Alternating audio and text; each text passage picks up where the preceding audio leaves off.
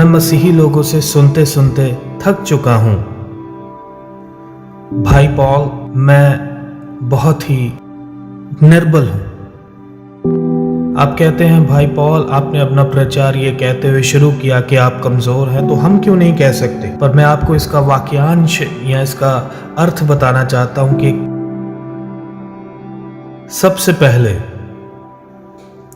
आप निर्बल नहीं हैं, और मैं ये साबित कर सकता हूं। पिछले हफ्ते में आपने कितना समय परमेश्वर के वचन में बिताया कि आप उसको जाने, और प्रार्थना में ये जाना कि परमेश्वर और उसके काम के बिना आप इसको पूरा नहीं कर सकते हैं। देखिए, ये बड़ा आसान है ये कहना कि मैं निर्बल हूं। आपकी समस्या ये नहीं कि आप कमजोर हैं, आपकी समस्या ये है कि आप समझते हैं कि आप बलवंत हैं। और मैं आपके आत्मिक जीवन को देखकर ये साबित कर सकता हूं। आपने देखा, हमारा समस्या ये नहीं कि हम बहुत निर्बल हैं, परंतु हमारा समस्या ये है कि हम अपनी निर्बलताओं को जानते नहीं हैं। क्या आप इसे देखते हैं? इसलिए मसीही इतिहास में दास दासी जो परमेश्वर की ओर से अद्भुत रीति से इस्तेमाल हुए हैं, उन सब लोगों में एक बात सामान्य है कि वे अपनी निर्बलताओं को जानते हैं। अब ये बात मैं आपको बताना चाहता हूँ, और ये बहुत बहुत महत्वपूर्ण है। निर्बलता सामर्थ्य के लिए कोई रुकावट नहीं है, परंतु निर्बलता आत्मिक सामर्थ्य के लिए एक सूत्र है। पर दिक्कत गलत प्रतिक्रिया है। सबसे पहले हमें ये बात जानने की जरूरत है कि हर एक निर्बल है। हमारे प्रति नए नियम में जो भी मांग है वो एक साधारण मनुष्य के लिए वो करना असंभव है।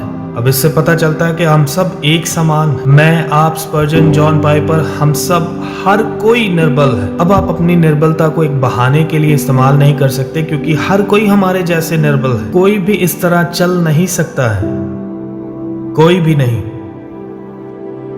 सो जान लीजिए कि हम निर्बल हैं। तो सवाल है कि फिर हम करें क्या? बहुत से मसीही निर्बल होने के लिए मुंह बनाते हैं, क्योंकि ये ज्यादातर मसीही लोगों के द्वारा कहा जाता है कि वो निर्बल है। दूसरे लोगों के द्वारा भी ये बात आम तौर पर कही जाती है क्योंकि वे इस बात को पाप के लिए एक बहाना करके इस्तेमाल करते हैं। बट सही मानसिकता वो है जो अपने निर्बलता को पहचानता है और वो निर्बलता परमेश्वर की ओर लेकर जाती है, उसी घड़ी परमेश्वर की ओर लेकर जाती है कि वो जरिया है, वो मददगार है जिसका होने का वो दावा करता है, और वही एकमात्र हमारा बचाव है। वो किसी चीज का लालच करते हुए हम बच्चों को सब कुछ नहीं देता है, परंतु उसकी लालसा हम ही है। समस्या ये है कि हम नहीं जानते कि हम कमजोर हैं, या फिर हम जानते हैं कि हम निर्बल हैं और निर्बलताओं में ही रहना चाहते हैं। बात यह है कि आपकी निर्बलता आपको परमेश्वर की ओर लेकर आना चाहिए, पर एक समस्या है। आइए अंदर झांक कर देखते हैं। आपका हृदय आपको दोष देता है और शैतान आपके हृदय की मदद करता है। मैं कल रात किसी से मिला और लंबे समय तक मेरी उनसे बातचीत चलती रही। एक प्यारी छोटी बच्ची मेरे पास आई। वो अपनी निर्बलताओं को जानती थी, वे अपने दोष जानती थी, वे अपने पाप जानती थी, और उसको इस बात की पहचान थी कि उसके जीवन में कुछ ऐसा है जिसके ऊपर वो जय नहीं पा सकती। बट उसकी दिक्कत ये थी, वो अपने पाप को देखती है और शैतान के कार्य के अनुसार, और कई बार हमारा हृदय हमको दोष देता है, और वो अपने आप को एक सजा के डिब्बे में रखती थी जब भी वे पाप करती थी। हम इस समय परमेश्वर के पास नहीं जा सकते। आप परमेश्वर का यूं ही पीछा नहीं कर सकते हैं। आपने कल पाप किया और मन फिराया, और आज आपने माफी मांगी और वही चीज आपने आज फिर से दोहराई, और अब आप परमेश्वर का पीछा कर रहे हैं। आप पाखंडी हैं।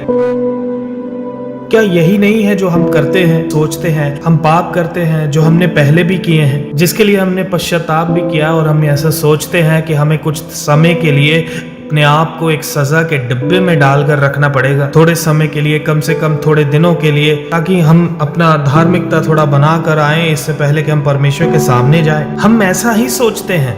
हर बार जब मैं ये पाप करता हूँ, उसी घड़ी मैं परमेश्वर के पास जाता हूँ और ना सिर्फ माफी मांगता हूं, मैं उम्मीद भी करता हूं कि मुझे माफी मिलेगा। क्या ये पाखंड नहीं है? हम ऐसा ही सोचते हैं। क्या परमेश्वर को हमने माफ करने वाली मशीन समझा है? नहीं, ये बिब्लिकल है, ये बाइबल पर आधारित है। मेरा ये प्रचार उन लोगों के लिए नहीं है जिनके जीवन में कोई बदलाव नहीं आता, जो ऐसे कहे वाह परमेश्वर अगर इतना भला है तो क्यों ना मैं पाप करता रहूं और फिर वापस जाकर परमेश्वर से माफी मांगता रहूं। जाहिर सी बात है, मैं ऐसे लोगों से बात नहीं कर रहा, मैं सही मसीही लोगों से बात कर रहा हूं, जो सच में ऐसा बनना चाहते हैं जो वो नहीं है।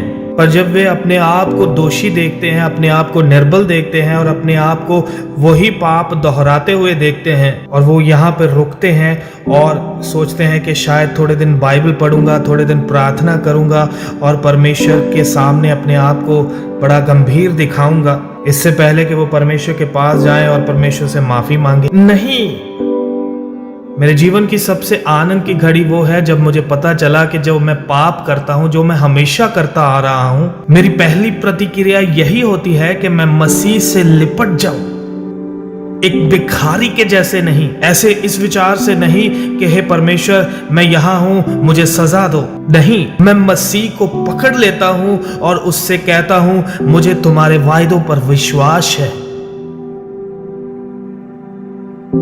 हाँ, मैं एक अलग स्तर पर हूं, मैं आजाद हूं, मैं एक संत हूं और मैं आदम से अलग किया हुआ हूं। व्यवस्था का सजा मुझ पर नहीं है। सब कुछ उस पेड़ पर खत्म हुआ जिस पर मसीह मेरे लिए मरा। वो मुझे जानता था, उसने संपूर्ण माफ किया है, मैं आजाद हूं। ये सच में शानदार है।